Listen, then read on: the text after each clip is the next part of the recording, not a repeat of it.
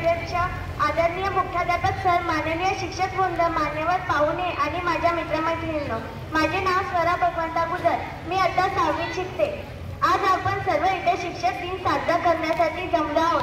हा दिवस खूप खास आहे, कारण हा दिवस त्या व्यक्तींना समर्पित आहे ज्यांनी आपले आयुष्य विद्यार्थ्यांच्या घडवणीत अर्पण केले. आपण सर्वांना माहिती आहे की दरवर्षी 5 सप्टेंबर रोजी आपण शिक्षक दिन साजरा करतो. हा दिवस, या दिवशी भारताचे माजी राष्ट्रपती, महान तत्वज्ञ, एक अद्वितीय शिक्षक आणि प्रेरणादायी व्यक्तिमत्व डॉक्टर सर्वपल्ली राधाकृष्णन यांची जयंती असते. त्यांचे मत असे होते की विद्यार्थी आणि शिक्षक यांच्यातील नातं समाजाच्या प्रगतीसाठी सर्वात महत्त्वाचे आहे. म्हणून त्यांच्या मार्गदर्शी शिक्षक दिन साजरा करण्याची परंपरा सुरू झाली. मित्रांनो, शिक्षक म्हणजे फक्त पुस्तकातील धडे शिकवणारा व्यक्ती नसतो. शिक्षक म्हणजे तो व्यक्ती जो आपल्याला योग्य विचार करायला शिकवतो, जो आपल्याला जीवन जगण्याची कला शिकवतो.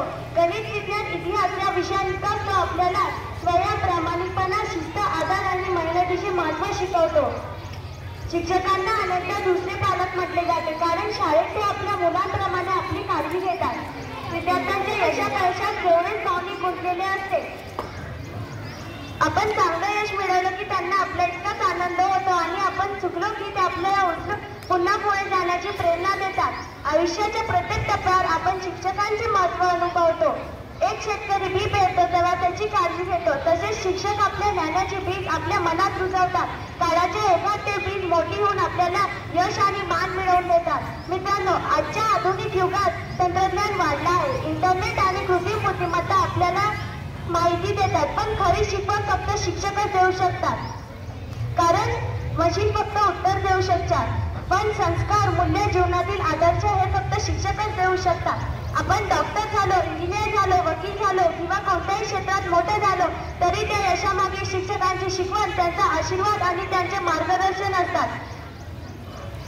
प्रिय मित्रांनो, आज आपण सर्व विद्यार्थी म्हणून एक वचन द्यायला हवे की आपण आपल्या शिक्षकांचा आदर करू, त्यांचे म्हणणे ऐकू आणि त्यांच्या शिकवणीप्रमाणे वागू. कारण शिक्षकांचा खरा सन्मान फक्त फुले देऊन होत नाही, तर त्यांच्या शिकवणीचा आपल्या आयुष्यात उपयोग करूनच होते.